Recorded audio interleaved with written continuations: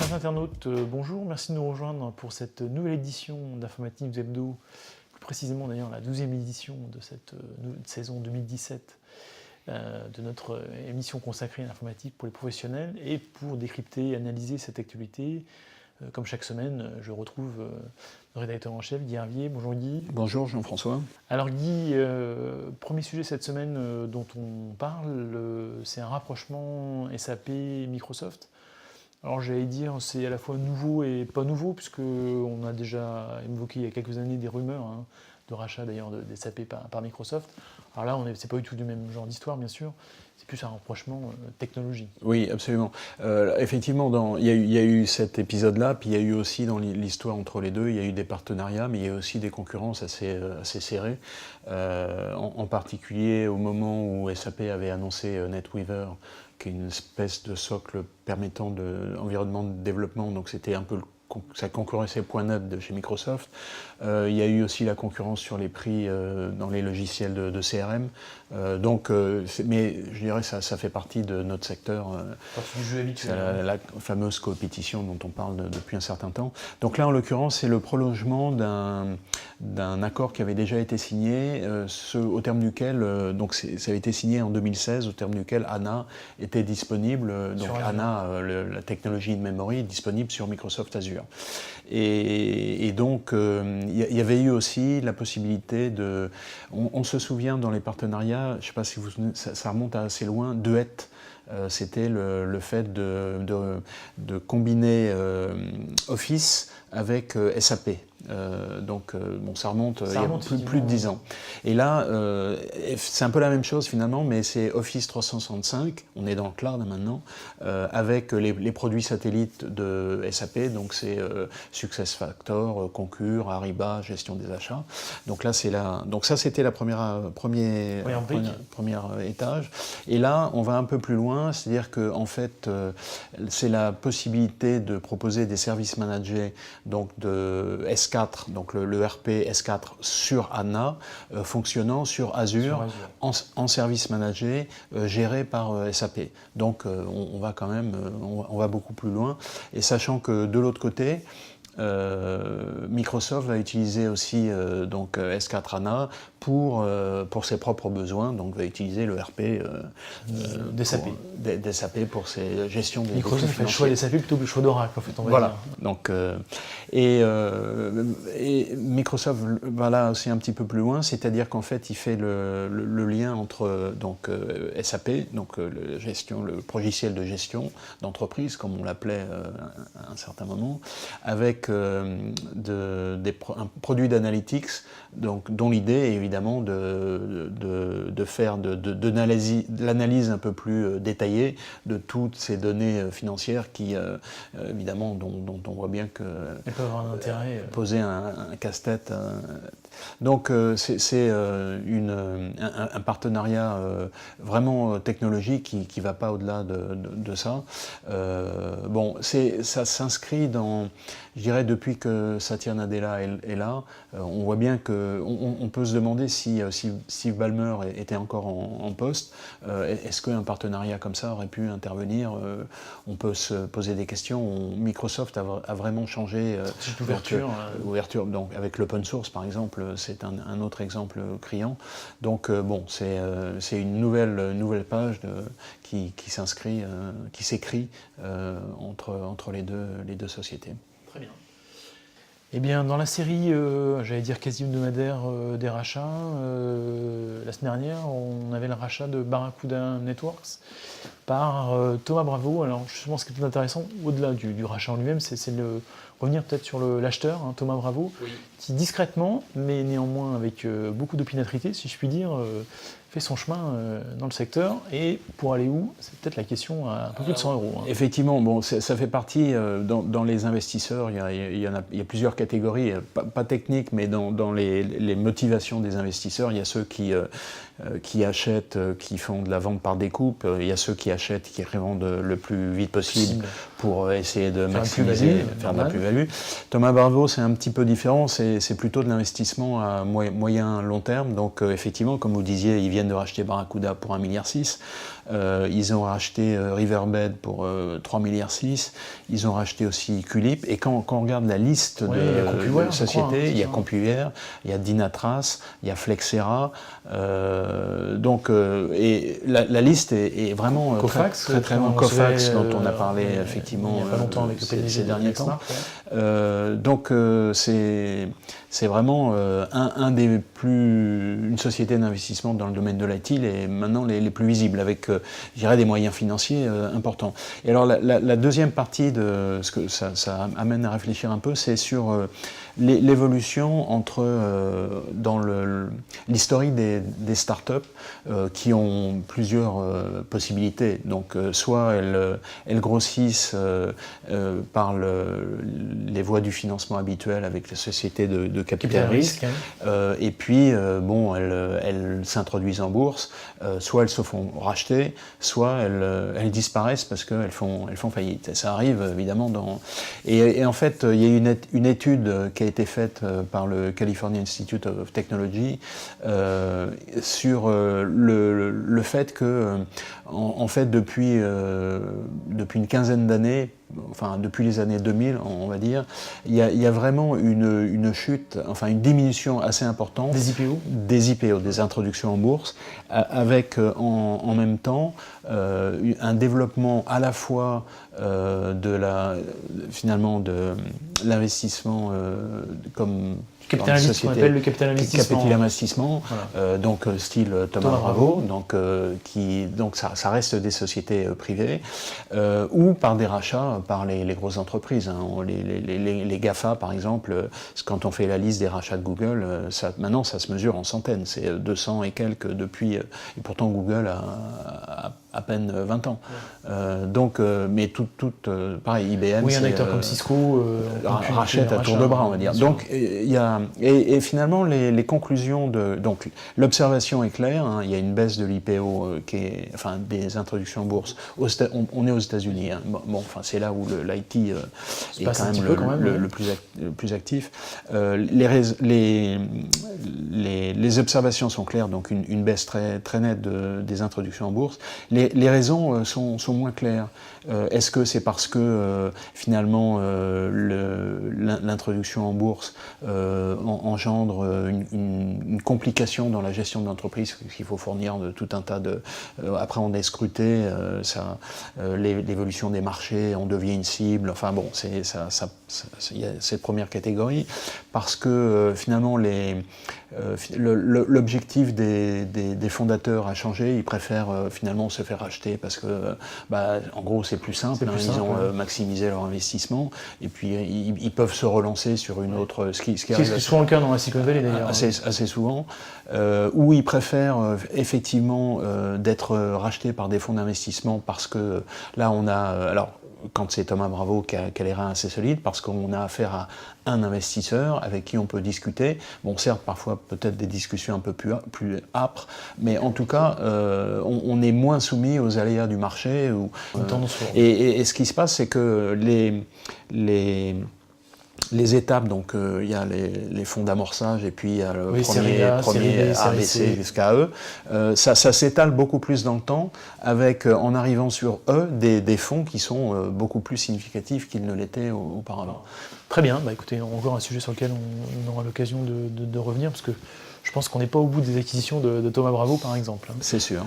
Alors cette fois-ci on revient de ce côté de l'Atlantique et on parle d'une étude sur la France numérique, et vous avez titré la semaine dernière « La France est enfin numérique ». Alors qu'est-ce que vous pouvez nous en dire ?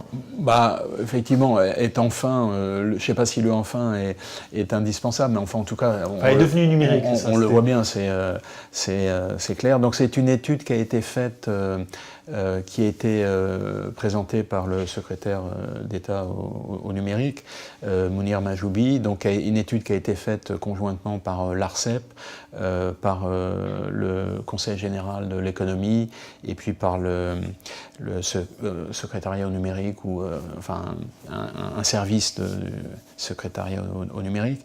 Et donc en fait les évolutions on les connaît, hein, mais des chiffres intéressants. Bon, évidemment beaucoup de chiffres, on va pas en citer trop pour pas noyer nos auditeurs, mais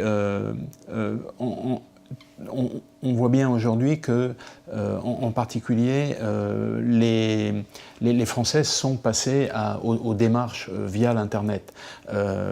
Par exemple, 2 Français sur 3 disent avoir fait une démarche administrative en ligne. Dire qu'ils ont, enfin je vous coupe, mais ils ont parfois plus trop le choix, hein, parce que... Alors voilà, c'est ce que j'allais le dire ensuite. Donc par exemple, déclaration des impôts en ligne, ça fait 10 ans qu'on le fait, et maintenant une majorité des Français, même si tout le monde n'a pas encore accès à Internet. Et effectivement, il y a des cas où, par exemple, on l'a vu récemment, la demande de carte grise, voilà, se fait obligatoirement par Internet. Sachant que donc, ça veut dire qu'on part de l'idée que tout le monde a accès à Internet, ou tout le monde sait manipuler Internet, ce que l'étude montre d'ailleurs, c'est-à-dire qu'il y a encore une fraction de la population qui, même si on est baigné par toutes ces technologies, il y a une partie de la population qui a encore des difficultés avec ce genre d'outils, et pas nécessairement d'ailleurs liées à l'âge, ça peut être pour d'autres raisons. Et donc quand on regarde un peu toutes les activités des Français sur le numérique, donc 2 tiers qui font des démarches en ligne, les achats sur Internet maintenant c'est extrêmement fréquent. Après il y a toutes les activités du style louer un VTC, donc on pourrait citer Uber, mais on pourrait en citer d'autres, louer un appartement de courte durée, Airbnb, etc. Donc, et là on est maintenant, on est entré dans une activité, je dirais, relativement courante. C'est plus l'exception. Et le deuxième élément aussi qui confirme ce qu'on voit bien, hein, ne serait-ce que quand on prend le métro, ou quand les gens ont 5 minutes de disponible, qu'est-ce qu'ils font ? Ils sortent leur portable. Il se trouve que maintenant, plus de 3/4 des Français ont un smartphone à leur disposition. Donc ça veut dire qu'ils l'ont à leur disposition et ils l'utilisent en permanence. Et je crois que c'est il y a à peu près 3-4 ans que l'Internet mobile avait dépassé l'Internet fixe. Bon, je dirais que c'est pas enfoncer des portes ouvertes, mais c'est une nouvelle étude qui montre l'évolution et le chemin qui a été parcouru, parce que on est un peu la tête dans le guidon en permanence, mais c'est vrai que si on remonte à il y a seulement 5 ans, le smartphone n'était pas très répandu. Donc ces usages se sont répandus assez rapidement. Et aussi, y compris sur le plan professionnel. Voilà, je crois, hein. Y compris sur le plan professionnel, et ça permet de faire le lien avec l'étude qui avait été faite par Le Moine, le rapport Le Moine, qui a été faite en 2014, en fait, qui montrait que quand on compare l'usage de ces technologies à titre privé et dans l'entreprise, finalement les entreprises sont un peu en retard. Et on a toujours un peu la même constatation, c'est-à-dire que finalement les individus vont plus vite que les entreprises et sont parfois confrontées à des outils, quand elles entrent dans leur bureau, sont confrontées à des outils un peu antédiluviens. Donc il y a vraiment, le rapport Le Moine indiquait aussi que les Français étaient plutôt, dans le concert européen, donc là on est en 2014, étaient plutôt bien placés par rapport aux Anglais, aux Allemands, aux autres pays européens. Mais donc en tout cas, les entreprises doivent se réveiller un peu et rattraper leur retard, entre guillemets. Très bien. Écoutez, ça c'était pour la semaine passée. Pour la semaine à venir, j'allais dire Paris, capitale de l'open source, avec le traditionnel maintenant Paris Open Summit. Hein. C'est pas Open Source, hein, c'est Open Summit. Et qui est inauguré évidemment par notre ministre délégué aux affaires numériques. Oui. Alors effectivement, donc vous avez vu d'ailleurs que le terme open source semble s'imposer sur le logiciel libre. Cela dit, en passant... C'est le côté francophone, c'est ça ? Oui. En passant, vous vous souvenez, il y a une dizaine d'années, on avait parlé de Munich donc la ville de Munich qui était passée donc au logiciel libre. Et ça, on en avait fait, c'était le moment où on parlait vraiment beaucoup de l'open source, et finalement qui est revenu à du logiciel traditionnel. Donc oui, donc c'est cette semaine, donc sur Paris. Donc en gros, c'est un peu l'état des lieux de l'évolution de l'open source dans les entreprises. Il y aura justement la publication d'une enquête sur l'état de l'open source dans les entreprises, donc on suivra ça avec intérêt. Donc comme vous l'avez dit, il y aura la présentation, la conférence plénière avec le secrétaire d'État au numérique, Mounir Majoubi, mais il y aura aussi le président du SIGREF et le président de Syntec Informatique, donc ça veut dire que les entreprises, les représentants des syndicats sont maintenant branchés sur l'open source. Cette année, il y aura un point particulier sur l'Afrique, donc c'est quelque chose qu'on peut noter. Et puis, il y a un point aussi qu'on peut souligner, qui est qu'il y a un représentant d'une association qui s'appelle Open Law, donc le droit ouvert, qui viendra faire une présentation.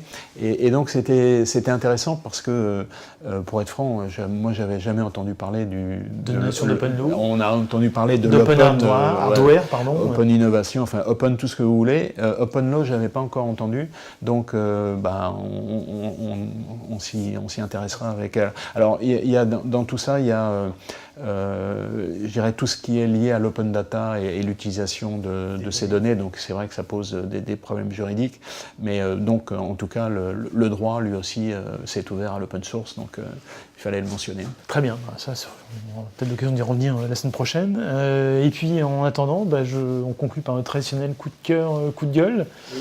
Alors il y a un peu des deux, hein, c'est ça? Un peu des deux, oui. Alors je ne vous parlerai pas, mais je vous en parlerai un peu quand même du Bitcoin qui a dépassé les $10 000, même les 11 000 après.